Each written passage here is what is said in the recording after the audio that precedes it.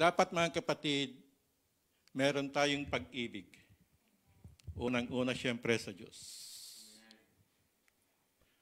At hindi lang yan sa ating mga kapatid, sa ating pananampalataya, sa ating mga kapwa, at sa ating mga kapwa mananampalataya.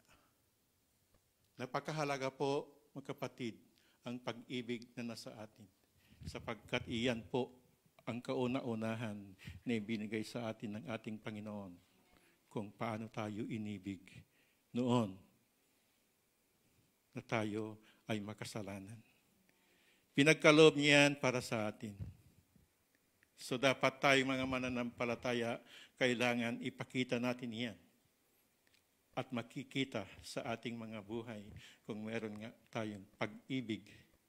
Kasi napakahalaga po dahil simbolo tayo ng pag-ibig ng ating Panginoon sapagkat siya po ay nandito na sa ating mga puso. Kaya kailangan ipakita natin yan at ipakita natin sa ating mga kapwa-tao na dapat makikita nila sa atin ang lahat ng mga iyan, ang pag-ibig na ito.